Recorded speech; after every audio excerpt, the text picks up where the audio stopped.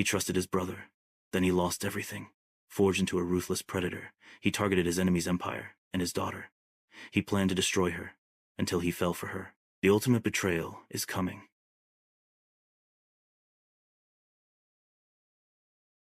The scent of ozone, hot solder, and burnt coffee hung thick in the cramped lab of Phoenix Renewables. Dean Crowe, sweat beading on his forehead despite the humming AC unit fighting a losing battle, leaned over a complex lattice of capacitors and solar cells. His fingers, stained with conductive gel, trembled slightly not from fatigue, but from raw, electric anticipation.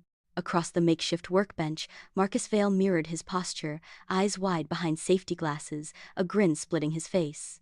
"One more cycle, Marcus," Dean breathed, his voice tight. "Just one more."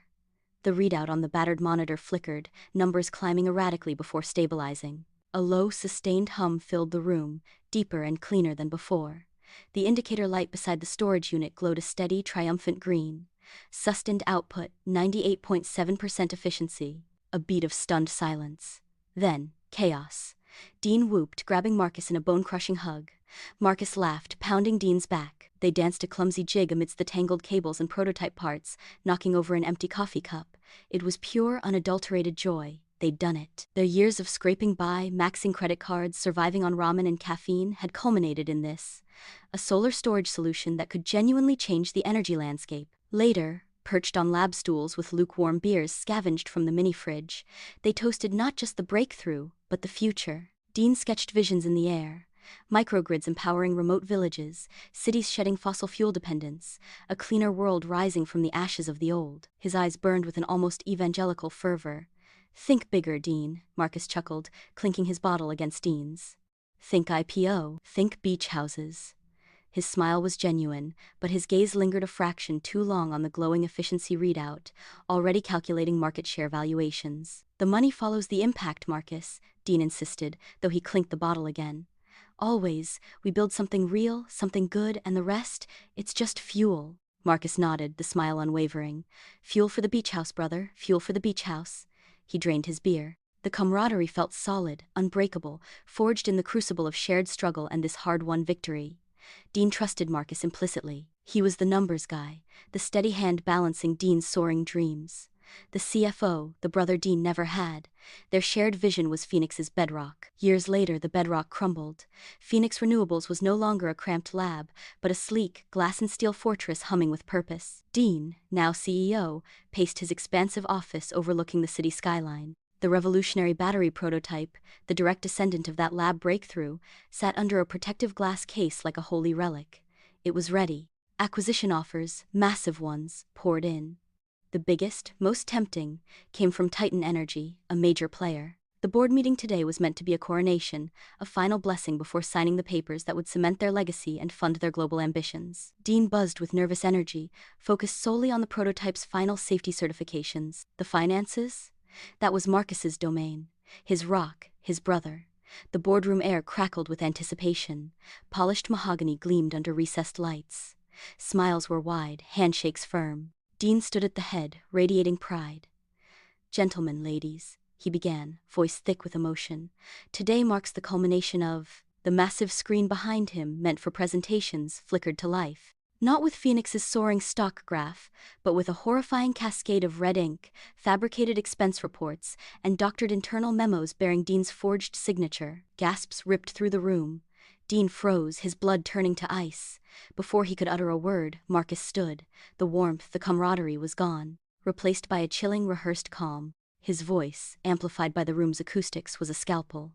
"Regrettably," Marcus began, his gaze sweeping the stunned board members, avoiding Dean's incredulous stare, "these documents, anonymously sourced but rigorously verified, paint a picture of gross mismanagement bordering on fraud. Under Dean's visionary leadership, Phoenix has been bled dry by impractical idealism and reckless spending." He turned, finally meeting Dean's eyes. There was nothing there but cold calculation. "His obsession with perfection, with changing the world at any cost, has brought us to the brink of ruin. We were days from insolvency."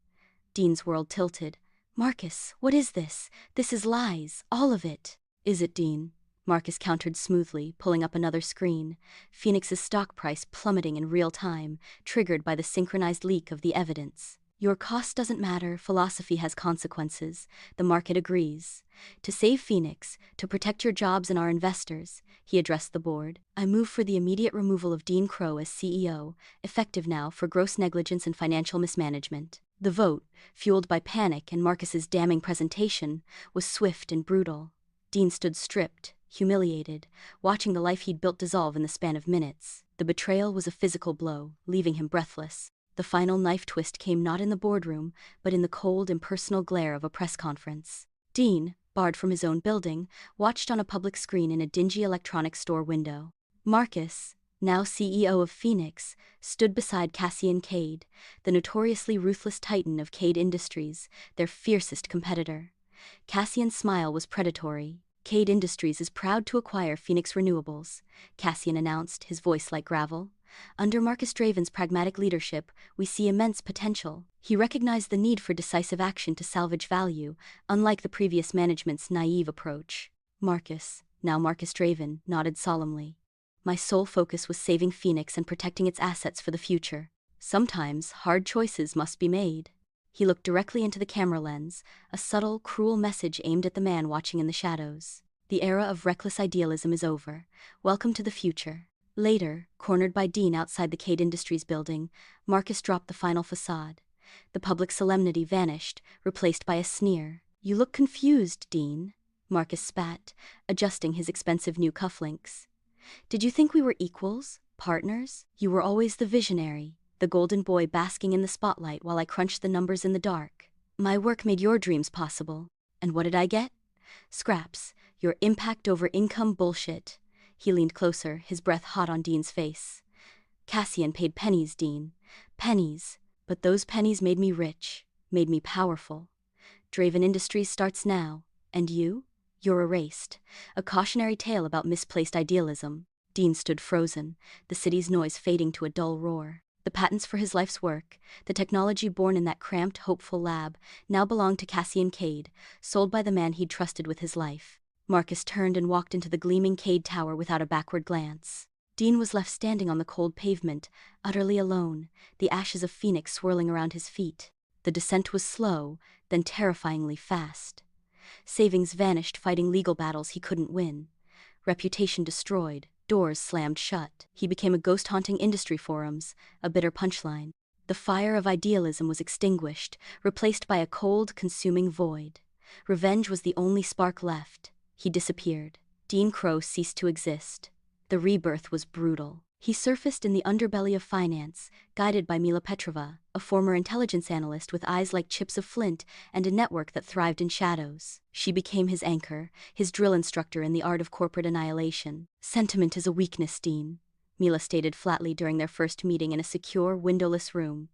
Your idealism got you burned. Now you need ice. You need to become someone else. Someone they won't see coming. He learned. He studied corporate structures like battle plans, mastered hostile takeovers, understood leverage, debt, and fear. He shed his skin, layer by layer. The softness of Dean Crowe was sanded away, replaced by the hardened angles of Leon Vance. He cultivated an aura of enigmatic menace, a phantom raider known for swift, surgical strikes that left companies gutted and CEOs ruined. His resources, painstakingly accumulated through Mila's discreet maneuvers and his own ruthless early gambits, grew. His sole purpose, the systematic dismantling of Draven Industries and the utter bankruptcy of Marcus Draven. He started on the periphery. A key Draven logistics subsidiary, over-leveraged and vulnerable, was his first target. Leon orchestrated a collapse of its supply chain, fueled by anonymous tips to regulators and predatory short-selling. It folded within months. Next, a Draven manufacturing arm.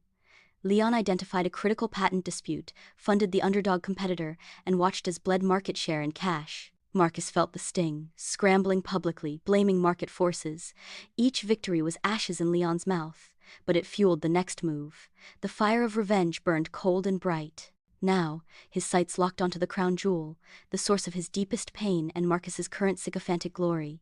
Viridian Solutions, Kade Industries' green tech division. The division Cassian Kade proudly touted as the future, powered by the very heart of Dean's stolen Phoenix technology.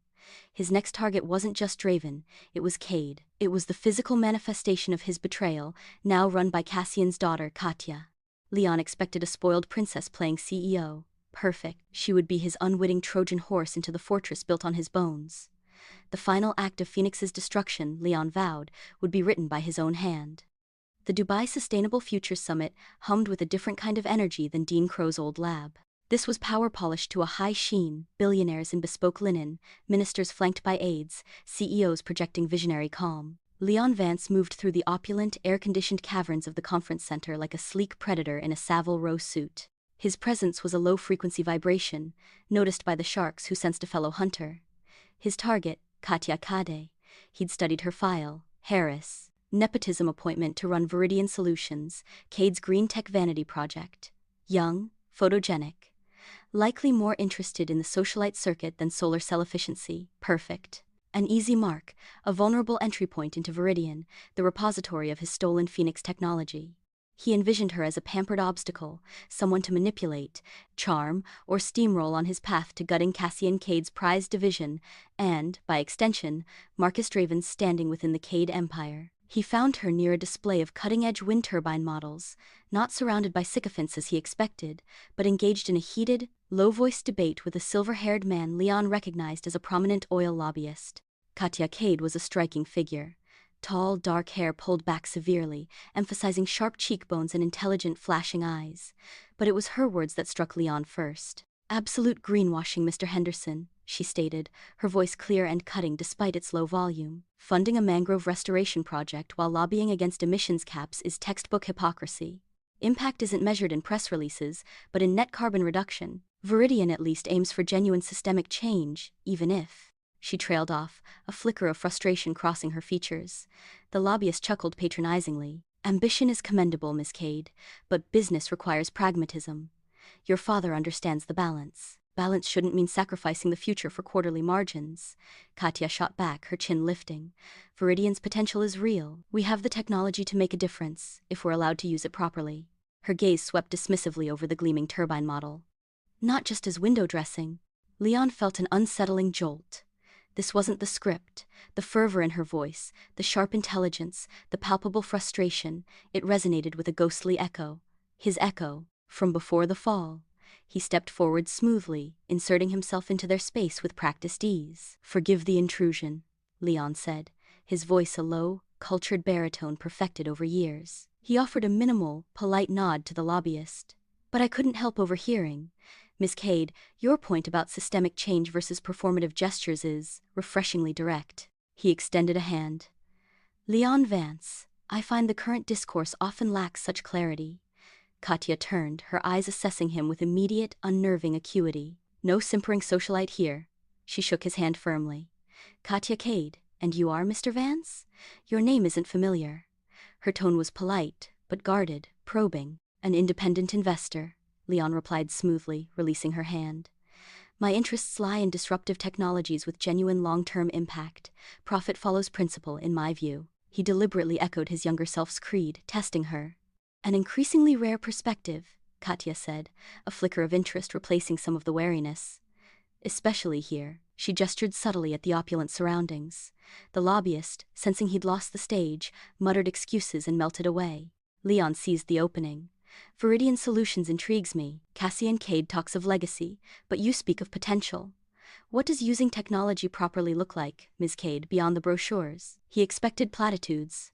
He got a torrent of passionate, technically detailed vision. She spoke of decentralized grids powered by ultra-efficient storage, his Phoenix core, a knife twist in his gut, of integrating AI for predictive energy distribution in underserved regions, of material science breakthroughs for truly recyclable components. Her knowledge was deep, her frustration with internal roadblocks, budget constraints, shifting priorities, palpable. She spoke not as a caretaker of her father's asset, but as a thwarted innovator. Leon found himself drawn in, matching her intensity point for point, challenging her assumptions not to undermine, but to probe the depth of her conviction. He questioned scalability, infrastructure hurdles, the political will she dismissed too easily. Their debate crackled, a rapid-fire exchange of ideas that left the surrounding chatter as white noise. He saw her eyes light up with the challenge, a fierce intellectual engagement he hadn't anticipated. He was Leon Vance, the predator, yet he felt off balance. She was a mirror reflecting the man he'd buried, and the reflection was disturbingly bright. Leon maneuvered with the precision of a grandmaster, a carefully placed word with a mutual contact, a subtly flattering observation about Viridian's stated mission during a panel discussion Katya attended, a timely offer of insightful market analysis delivered through discreet channels. He positioned Leon Vance, not as a threat, but as a potential ally, a deep-pocketed, philosophically aligned investor who understood the friction between genuine innovation and corporate inertia. Katya, locked in a constant battle against her father's profit-first mandates and Marcus Draven's thinly veiled attempts to undermine Viridian, seeing it as a rival for Cassian's favor and resources, was starved for competent allies. Vance's intelligence, his apparent grasp of the technological landscape, and his shared disdain for hollow corporate gestures were a potent lure. Cautiously, she agreed to a private meeting. They met in a discreet, book-lined private room of an exclusive club Leon maintained access to.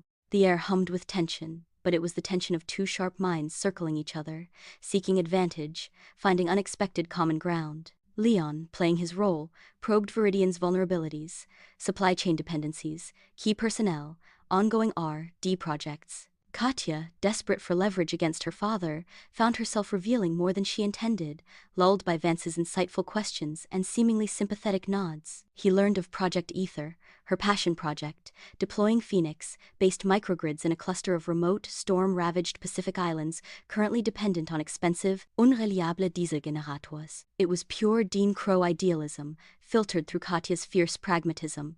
It was also a financial black hole in Cassian's eyes. As Katya spoke, gesturing animatedly, sketching grid layouts on a napkin, Leon felt a dangerous thawing within the ice of Leon Vance. Her passion was genuine, her commitment absolute. She wasn't coasting, she was fighting a war on two fronts, against the limitations of the technology's current implementation, which she openly criticized as hampered by Kade's cost-cutting, and against the Kade corporate machine. He saw flashes of his own past battles, the frustration of vision choked by bureaucracy. Worse, he saw integrity. It disarmed him. Late nights became a dangerous routine. Strategy sessions stretched into the early hours, fueled by strong coffee and intense debate. They huddled over financial projections, countered Cassian's objections point by point, brainstormed ways to streamline Ether's implementation. Katya's initial wariness melted into genuine respect, then something warmer. She laughed at his dry wit, admired his strategic ruthlessness when applied to her opponents, and found herself confiding her fears about her father's shadow and Marcus's scheming. Leon, trapped in his own deception, felt the walls of his vengeance fortress cracking. Watching her eyes light up when they cracked a tough problem, seeing the determined set of her jaw when she talked about bringing light to the islands, feeling the accidental brush of her hand against his peas, it ignited something long extinguished. He found himself offering insights not just as Leon Vance the investor, but as Dean Crowe the engineer, slipping once by referencing an obscure material property limitation of the Phoenix core that only its creator would know intimately. Katya's eyes snapped to his, a question forming, but he covered it smoothly with a Vance-esque comment about extensive due diligence. The internal war raged. Mila's warnings were a constant, grim counterpoint. "You're playing with fire, Dean," she stated bluntly during a secure call. "Getting close is one thing. Feeling something? That's a vulnerability Cassian Kade will exploit. Marcus will exploit. Your revenge is slipping through your fingers for a pair of pretty eyes that belong to the enemy." "She's not her father," Leon argued, the defensiveness in his voice alarming even to him. "She's trying to use the Phoenix tech for what we intended, Mila. She's fighting the same battles I did." "And she's Cassian Kade's daughter," Mila retorted. "Blood matters to men like him. You destroy Viridian, you destroy her. You walk away, Marcus wins, Kade wins. There's no clean path here anymore. You've made it messy, sentimental, weak." The word hung in the digital silence, a condemnation. Leon needed to maintain pressure on Kade Industries, to keep Cassian off balance and Marcus scrambling. Targeting Viridian directly was now unthinkable. The thought of Katya's devastated face stopped him cold. Instead, he orchestrated a strike against Solara Dynamics, a crucial supplier of specialized photovoltaic cells exclusively contracted to Viridian. It was surgical. Anonymous allegations of labor violations surfaced, triggering audits. Leon's hedge fund quietly shorted Solara stock. Within days, Solara's shipments to Viridian were frozen. The impact was immediate and painful. Viridian's production lines sputtered. Katya was frantic. Leon watched her during an emergency video conference he'd been looped into. The vibrant, determined woman was replaced by a stressed executive, dark circles under her eyes, her voice tight with anger and helplessness. "It's sabotage," she fumed to her team, unaware Leon was listening. Or my father tightening the screws. Solara was solid. This stinks of internal maneuvering. She didn't suspect Vance. He was her confidant, her ally against such forces. Leon felt a pang of guilt, quickly smothered by the cold rationale of war. This pressures Cassian. This makes Viridian look unstable, hurting Marcus by association. But the sight of Katya's distress was a sour note in his calculated symphony. Later, at a tense industry dinner, Marcus Draven sidled up to Cassian Kade. Leon, observing from across the room, saw Marcus lean in, speaking quietly, his eyes darting towards Leon with feigned casualness. Focused interest in Viridian, Cassian? Marcus murmured, swirling his scotch. Vance, he's been sniffing around Katya quite a bit. Unusual focus for a raider known for broader strokes. He paused, letting the implication hang. You know, it's probably nothing, but there's something vaguely familiar about him. Can't place it. Reminds me of, well, someone from a long time ago. Someone who bore a grudge. He delivered the barb with a sycophant's smile. Cassian Kade's gaze, cold and reptilian, snapped to Leon. The scrutiny was palpable, a physical weight. Leon met it with Vance's trademark impassive stare, raising his glass slightly in a minimal salute. Inside, alarms blared. Marcus knows, or suspects. The noose Mila warned about was being threaded. The final blow to Leon's carefully constructed persona came swiftly. Cassian Kade, using the Solara disruption as justification and likely spurred by Marcus's insinuations, summoned Katya. Leon learned of it through Katya's terse, devastated call immediately after. He killed Project Ether, she said, her voice raw, stripped of its usual fire. Just axed it. Called it a distraction and a financial sinkhole. Said Viridian needed to focus on commercially viable products for the next quarter, not charity projects. The bitterness was acid. He doesn't care, Leon. He never did. The islands, the people relying on this. Her voice broke. It was the one thing that felt real. The one thing that proved we could do more than just make rich shareholders richer with stolen. She cut herself off, a sob escaping. Leon stood frozen in his sterile, high-security apartment. He heard the utter desolation in her voice, the death of hope. He saw, vividly, not Katya Kade, the heiress, but the idealistic engineer watching her life's work be perverted and discarded. It was his own past horror reflected back with agonizing clarity. The image of Dean Crowe, broken on the sidewalk outside Kade Tower, fused with Katya's shattered voice on the phone. The cold calculus of revenge, Mila's warnings, the years of meticulous planning, they vaporized in a white-hot surge of protective fury. He didn't think, he acted. Don't do anything yet, Leon said, his voice rough, unlike Vance's usual controlled tone. Give me 24 hours. Leon, no, it's over. He's made his 24 hours, Katya, trust me. He ended the call before she could argue. He immediately contacted Mila, the order leaving his lips before he could reconsider. Liquidate the Wellington Holdings portfolio. Divert the capital through the Cayman Shell, then the Singaporean Trust. Route it to the Island Light NGO front. They need full funding for Project Ether by close of business tomorrow. Mila's silence on the other end was deafening. When she spoke, her voice was dangerously quiet. Dean, that's $37 million. Liquidating Wellington forces a loss. The routing, it's hasty, traceable. This isn't a move, it's a suicide note. For Katya Kade, Cassian's daughter? It's for the project, Leon insisted, the justification thin even to his own ears. For the people it helps. It's the right thing, Mila, the only thing. He sounded like Dean Crowe again, pleading idealism. You're not Dean Crowe anymore, Mila hissed. You're Leon Vance, and Leon Vance doesn't throw away years of planning and burn his cover to save his enemy's pet project. Cassian will trace this. Marcus will trace this. They'll tear you apart. They'll tear her apart with you. Do it, Mila. The command was final, leaving no room for argument. The Leon Vance persona shattered completely in that moment, revealing the raw, desperate man beneath. He ended the call, his hands trembling not with fear, but with the terrifying realization of what he'd just done. He'd sacrificed his revenge on the altar of Katya's dream. The next day, Katya called again. Her voice was different, awed, breathless, tinged with disbelief. Leon, the funding, it came through. Island Light. They received a massive anonymous endowment, enough to fully fund Aether, independent of Kade. We can do it. We can actually do it. The joy in her voice was a physical warmth spreading through Leon's chilled core, momentarily eclipsing the dread Mila's words had planted. How did you? I have contacts. Leon deflected, forcing Vance's calm back into his voice, though it felt like a ill-fitting mask. People who recognize true potential. This is your victory, Katya. Build it. The lie tasted like ash, but her happiness was a narcotic.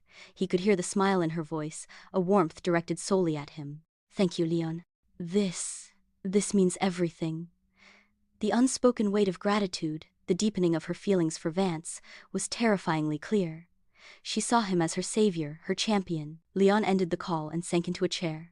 The victory felt hollow. He had saved Aether, saved Katya's hope, but he had also lit a fuse. Mila's warning echoed, traceable. Cassian Kade, with Marcus whispering in his ear, would be hunting for the source of this inconvenient salvation. The hunter had just painted a target on his own back, and on the woman he was trying to protect. The game had entered its most deadly phase, and Leon Vance, the ruthless raider, had never felt more exposed. The spark he'd tried to extinguish within himself, reignited by Katya, now threatened to consume everything. The silence in Leon Vance's pentoffice was thick enough to choke on. Mila Petrova stood before the floor-to-ceiling window, her back rigid, staring out at the glittering, indifferent city. The digital clock on his minimalist desk ticked over another minute, the sound unnaturally loud. "They found the trail, Dean," Mila stated, her voice devoid of its usual sharp edge, replaced by a grim finality. She didn't turn around. Cassian's bloodhounds. It led back to the Singaporean trust. From there, she finally faced him, her flint-chip eyes holding no reproach, only the bleak acceptance of a prophecy fulfilled. "They know Leon Vance is Dean Crowe." Leon, Dean, felt the icy plunge, not of fear, but of inevitability. The reckless act of saving Project Aether had snapped the tripwire. The meticulously constructed fortress of his alias lay in ruins. He leaned back in his chair, the cool leather offering no comfort. Years of planning, the cold fire of vengeance, all hinging on secrecy. And he'd shattered it for Katya's dream, for a glimpse of the man he used to be. Cassian's reaction? Mila's lips thinned. Predictable, fury, but controlled. He sees leverage, not just a threat. He leaked it to Marcus. She paused, letting the implications sink in. He's handing Marcus the knife, knowing he'll stab wildly. Chaos serves Cassian. He can step in as the savior or the executioner. Dean closed his eyes. Marcus, panicked, vindictive, unstable Marcus. He wouldn't go to the authorities. He'd want spectacle, humiliation, the final public crushing of the ghost he thought he'd buried. And Cassian had just handed him the means. The target wasn't just Dean anymore. It was Katya. The blow landed with brutal, calculated cruelty. Dean was monitoring financial news feeds when the alert flashed. Breaking. Draven Industries CEO Marcus Draven exposes corporate terrorist plot. He clicked, a cold dread settling in his bones. It was a live press conference.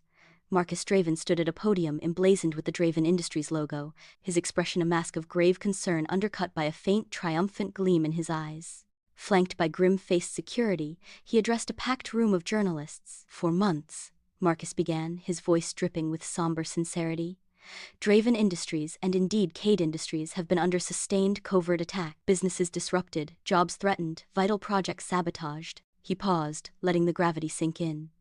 "Today I can reveal the source of this campaign of corporate terrorism. It is not a rival conglomerate. It is one man, a man driven by bitterness, obsession, and a dangerous inability to accept his own failures." He gestured dramatically to a screen. A split image appeared. On one side, a grainy, unflattering photo of a gaunt, haunted-looking Dean Crowe, taken during his lowest point after the Phoenix betrayal. On the other, a sharp, recent surveillance still of Leon Vance entering the Dubai summit.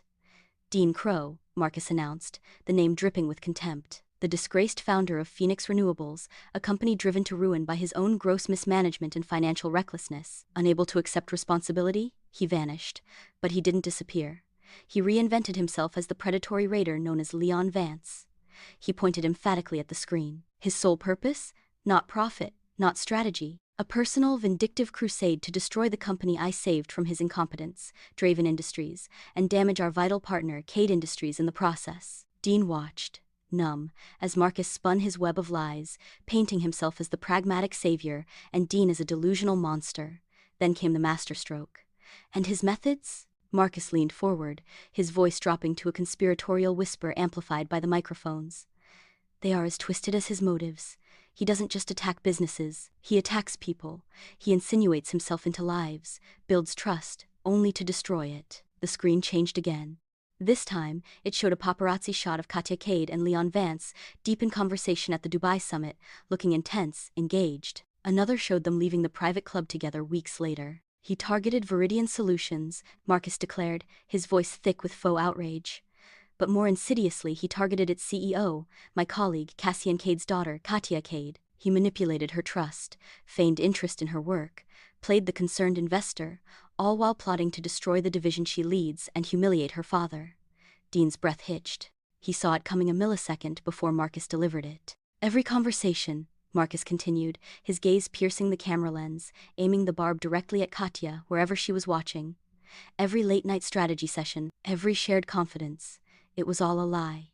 A calculated, cruel deception by Dean Crowe, designed solely to position himself to inflict maximum pain on Kade Industries and on you, Katya. He used you as a pawn in his sick, obsessive revenge fantasy against me and your father. The camera cut to a reaction shot, not planned, but brutally effective. Katya Kade, standing at the edge of the gathered crowd of Viridian staff who had presumably gathered to watch their CEO's partner exposed, her face utterly bloodless. Her eyes, wide with dawning horror and disbelief, locked onto the screen showing her intimate moments with Leon, juxtaposed with the ravaged face of Dean Crowe. The look of utter betrayal, public and profound, was a physical blow to Dean. He saw the exact moment the trust he'd painstakingly built, the connection that had thawed his frozen heart, shattered into a million irreparable pieces. She turned, pushing through the stunned crowd, disappearing from view, erased, just as he had been. The numbness gave way to a white-hot rage, pure and incandescent. It wasn't directed at Marcus's lies, but at the violation, the public evisceration of Katya. Dean moved on autopilot. He knew where Marcus would go, the gilded cage of his Draven Industries office, high above the city, basking in his perceived victory. Security tried to stop him. Dean, fueled by years of pent-up fury and Mila's training, moved with terrifying efficiency. A pressure point here, a disabling joint lock there. He wasn't Leon Vance the strategist now, he was Dean Crowe, the betrayed, erupting from his grave. He burst through the ornate doors of Marcus's office. Marcus stood by the window, a crystal tumbler of amber liquid in hand, watching the city lights flicker on. He turned, a smug, expectant smile on his face. It vanished when he saw Dean's expression, not defeated, but volcanic. "Dean, how did you—" Dean crossed the room in 3 strides. He didn't throw a punch. He grabbed Marcus by the lapels of his obscenely expensive suit and slammed him against the bulletproof glass. The tumbler shattered on the marble floor. "You son of a bitch," Dean snarled, his voice raw. "You dragged her into this? You humiliated her like that?" Marcus's eyes bulged with fear, then hardened with resentment. "Why not?" he spat, struggling uselessly. "She's Kade's daughter, spoiled little princess playing CEO. Just another tool, like you used me." Dean shoved him harder against the glass. "I trusted you. You were my brother." "Brother?" Marcus laughed, a harsh, brittle sound. "I was your shadow, your glorified accountant. You got the glory, the vision, the legacy.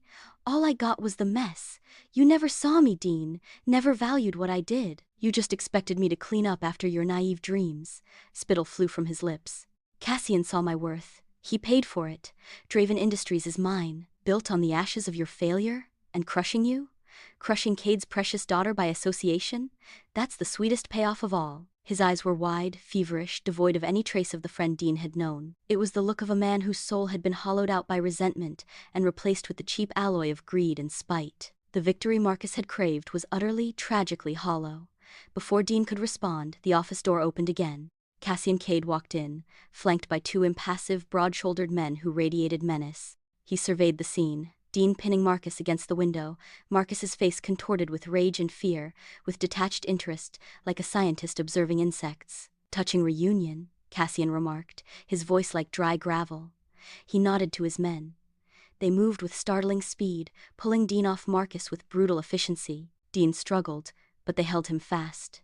Cassian stepped closer, looking Dean up and down with cold appraisal. Dean Crowe, or Leon Vance.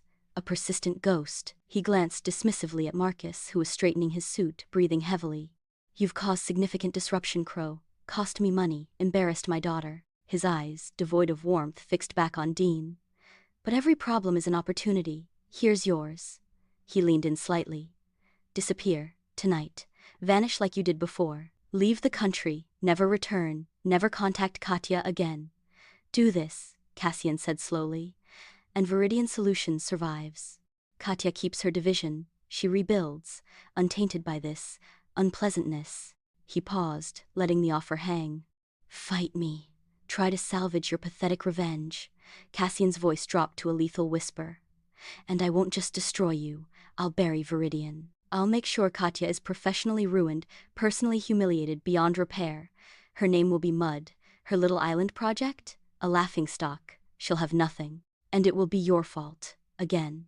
The ultimatum hung in the air, suffocating. Dean looked from Cassian's reptilian calm to Marcus's twitching, resentful glare, then down at his own hands, the hands that had built Phoenix, then orchestrated takeovers, then touched Katya's face. He saw the reflection in the dark window glass.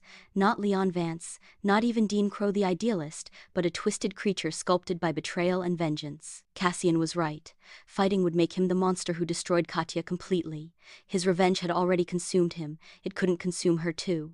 The fire of vengeance guttered and died, leaving only cold ashes and a terrible clarity. Katya's work at Viridian, flawed as it was by Kade's influence, was the only true remnant of his Phoenix dream left in the world. It was redeemable. She was redeemable. He was not. Katya Kade didn't break. She shattered, publicly and completely, under Marcus's vicious revelation. The humiliation was visceral, a physical sickness.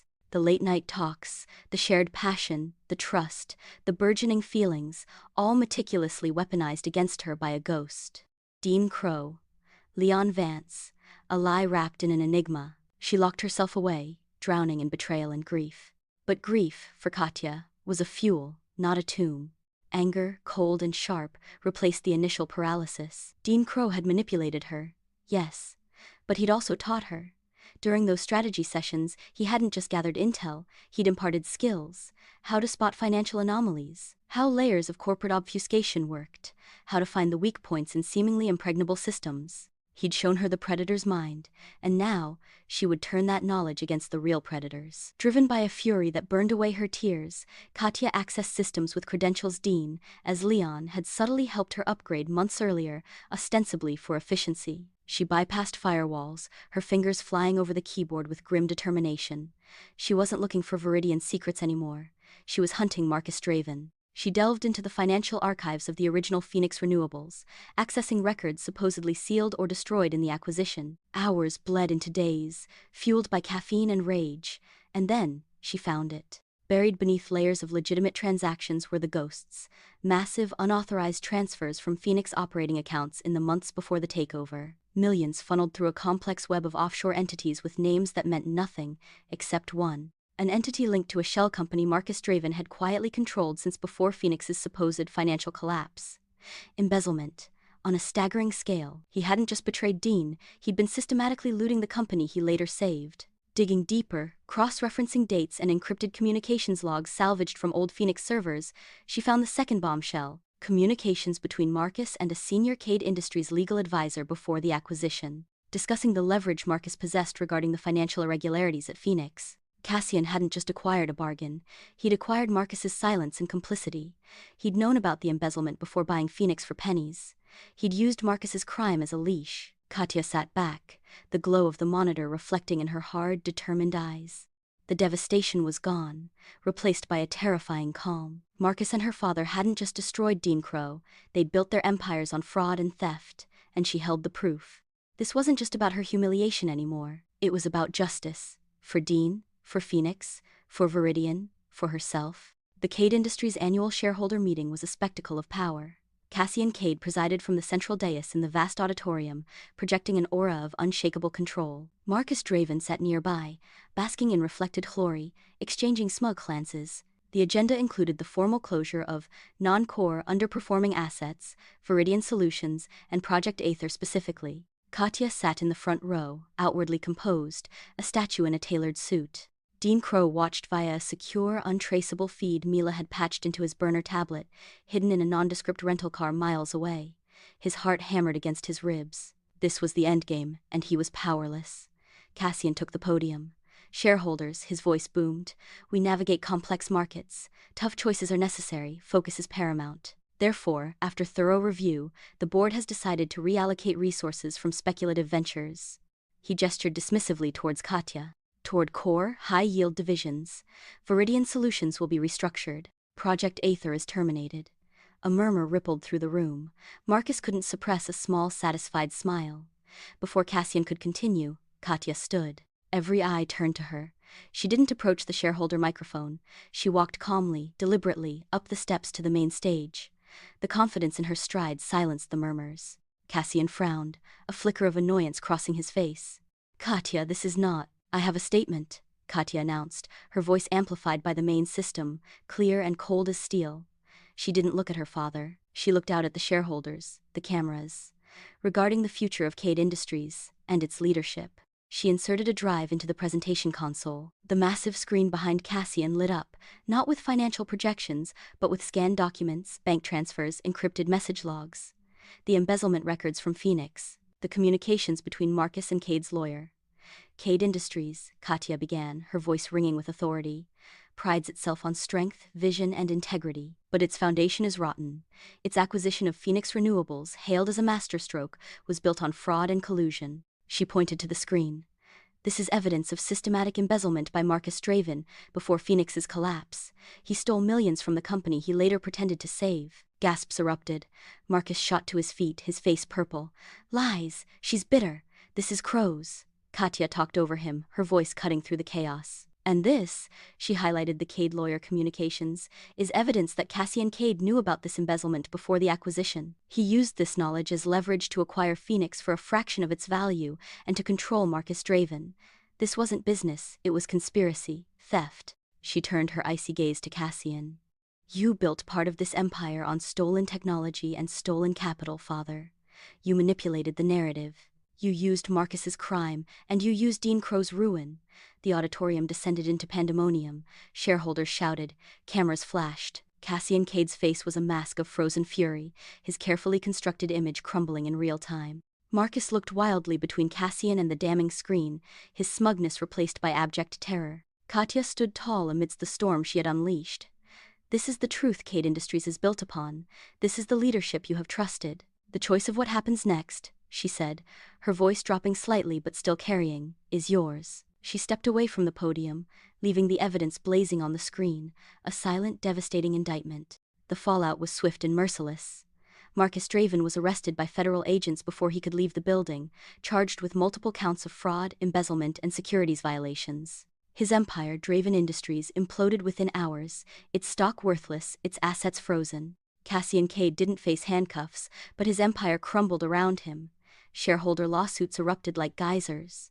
Regulators launched sweeping investigations. Key allies abandoned him. The board, scrambling to save what was left of Kade Industries' tattered reputation, forced him out as CEO. He retreated to his gilded exile, stripped of operational power, his legacy forever tainted, though his vast personal wealth remained a bitter consolation. And Viridian Solutions? Amidst the wreckage of Kade Industries, Katya Kade emerged not as a victim, but as the whistleblower, the courageous leader who exposed the corruption. Leveraging the immense public and shareholder goodwill, she negotiated fiercely. Viridian Solutions was spun off as an independent entity, free from the Kade shadow. She secured crucial seed funding from ethically aligned investors drawn to her integrity and vision. A week after the shareholder meeting, Katya stood in her new, modest Viridian headquarters, a far cry from Kade Tower, but vibrantly alive with purpose. The door opened. Dean Crowe stood there, not as Leon Vance in a power suit, but as himself. He looked exhausted, older, stripped bare, no armor, no disguise. Just a man carrying the crushing weight of his choices. "Katya," he said, his voice rough. She didn't smile. The hurt was still raw, a deep wound. But the blind fury had subsided, replaced by a complex understanding of the forces that had shaped him, and the cost. Dean didn't offer excuses. He held out a simple, thick document envelope. "These are the original patents," he said quietly, "for the Phoenix core technology. All of them, unencumbered, free and clear." He placed it on a nearby desk. "They belong to Viridian, to you, to build what you dreamed of, the right way." He turned to leave, not expecting forgiveness, only hoping his final act could be one of restoration, not destruction. "Dean," her voice stopped him. He turned back. She hadn't touched the envelope. Her eyes held his, not soft, but clear, assessing.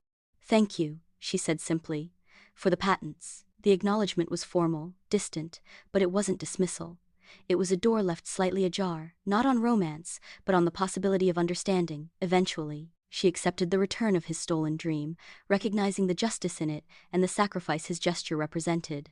He had given up his revenge to save her project, and now he gave up his claim to his own life's work to ensure its future. Months later, Viridian Solutions thrived.